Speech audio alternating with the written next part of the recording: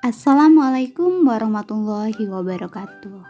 Halo anak-anak, jumpa kembali dalam pembelajaran informatika bersama Ibu Astuti Alwiyah.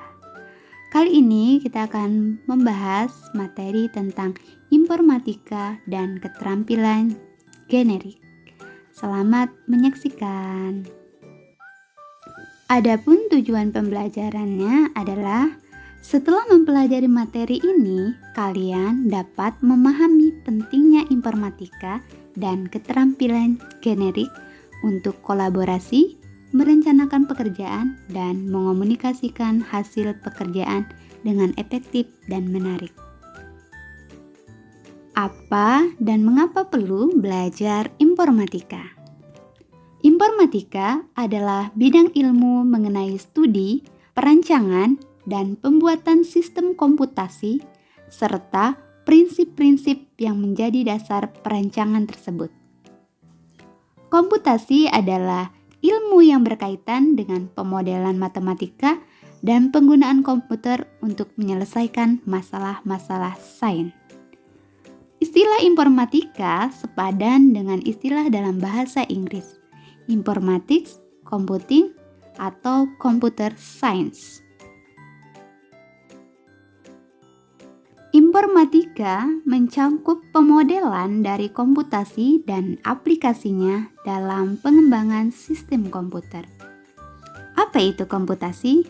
Menurut Kamus Besar Bahasa Indonesia, komputasi adalah penghitungan dengan menggunakan komputer.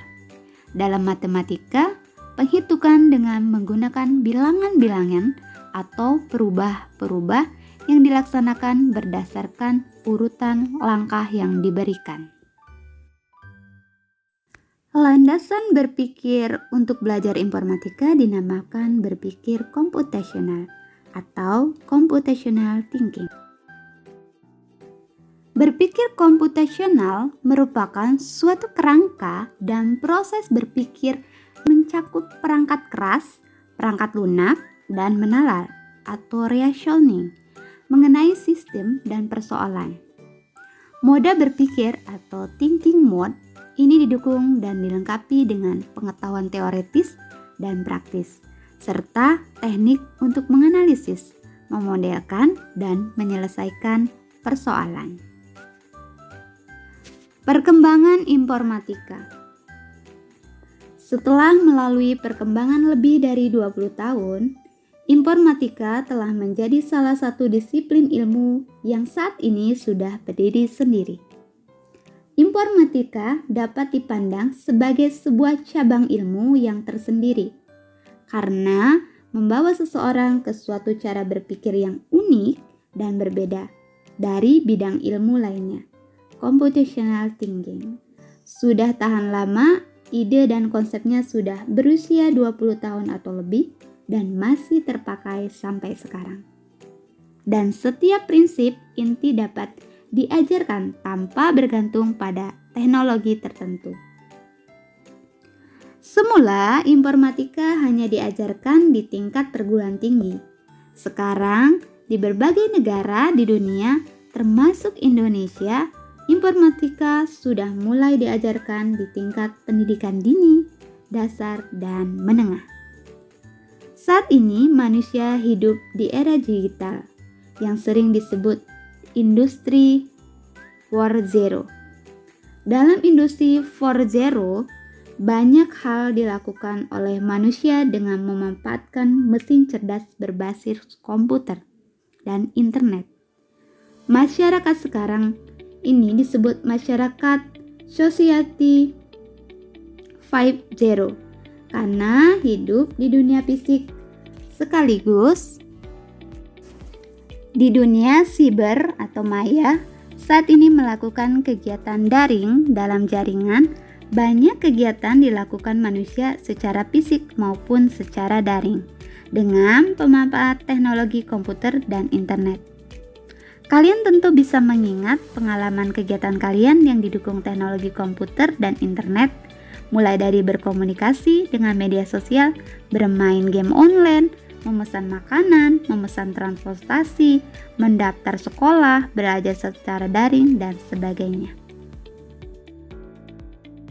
Adapun hal-hal yang dipelajari dalam informatika, yang pertama adalah BK atau berpikir komputasional. Yang kedua SK, sistem komputer. Yang ketiga TIK, teknologi informasi dan komunikasi. Yang keempat CKI, jaringan komputer dan internet. Yang kelima AD, analisis data. Yang keenam AP, algoritma dan pemrograman. Yang ketujuh DSI, dampak sosial informatika. Dan yang terakhir PLB atau praktika lintas bidang. Berikut adalah gambar pilar pengetahuan informatika. Ada TIK, ada SK, ada JKI, ada AD, AP, DSI, PLB, dan BK. Bisa kalian lihat.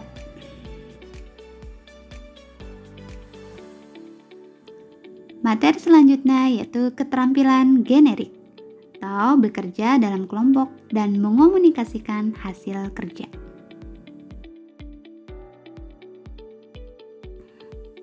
Di dalam keterampilan generik ada 7 aspek praktika informatika. Yang pertama, membina budaya kerja masyarakat digital dalam tim yang inklusif. Yang kedua, berkolaborasi untuk melaksanakan tugas dengan tema komputasi. Yang ketiga, mengenali dan mendefinisikan persoalan yang penyelesaiannya dapat didukung dengan sistem komputasi. Yang keempat, mengembangkan dan menggunakan abstraksi. Yang kelima, mengembangkan artefak komputasi, misalnya membuat program sederhana untuk menunjang model komputasi yang dibutuhkan di pelajaran lain. Yang keenam, mengembangkan rencana pengujian, menguji dan mendokumentasikan hasil uji artefak komputasi. Dan yang terakhir, ketujuh, mengomunikasikan suatu proses, fenomena, solusi TIK dengan mempresentasikan, memvisualisasikan, dan memperhatikan hak kekayaan intelektual atau haki. Bekerja dalam kelompok akan mencangkup hampir semua aspek, dan hasil kerja kelompok akan dipaparkan baik secara lisan menjadi bahan presentasi, poster, atau karya lainnya. Di zaman digital, komunikasi grafis visual memudahkan informasi tersampaikan. Oleh karena itu, kalian perlu berlatih berkomunikasi lisan, tertulis, maupun menyiapkan bahan paparan dalam bentuk grafis. Mengomunikasikan ide dalam bahasa lisan ataupun tertulis tentunya kalian pelajari secara mendalam dalam pelajaran bahasa. Ini merupakan salah satu contoh bahwa mata pelajaran bahasa sangat penting untuk menunjang informatika. Kalian harus mempraktikkan apa yang telah dipelajari dari pelajaran bahasa. Kerja dalam kelompok. Tugas diberikan untuk dikerjakan dalam kelompok agar kalian dapat berdiskusi dan mengerjakan suatu tugas yang lebih besar dibandingkan dengan hanya mengerjakan seorang diri. Jumlah anggota kelompok akan ditentukan oleh guru sesuai dengan tugas yang diberikan. Makin besar tugasnya, biasanya makin banyak anggota kelompoknya. Secara umum, tujuan kerja kelompok adalah agar kalian dapat menyelesaikan tugas dengan lebih cepat dan memupuk semangat gotong royong. Misalnya, kalian merencanakan pesta ulang tahun yang membutuhkan untuk bekerja kelompok. Agar bekerja dalam kelompok menjadi efisien, efektif, dan menghasilkan solusi yang baik, lakukan hal-hal berikut. Yang pertama, pahami persoalan dan tujuan bersama yang akan dicapai kelompok. Yang kedua, lakukan pembagian peran dalam kelompok sehingga setiap anggota mendapat peran dan pembagian tugas. Yang ketiga, kerjakan tugas sesuai peran masing-masing. Jangan khawatir kalau perannya berbeda, kalian dapat berganti peran pada tugas berikutnya. Yang keempat, setelah masing-masing mengerjakan bagian sesuai perannya, tim harus berkumpul untuk mengintegrasikan hasil kerja masing-masing. Yang kelima, kelompok dipimpin oleh ketua kelompok atau diskusi, merumuskan kesimpulan serta berkelompok dengan berdiskusi. Demikianlah tadi materi tentang informatika dan berpikir generik. Semoga bermanfaat. Terima kasih. Sampai jumpa kembali di lain kesempatan.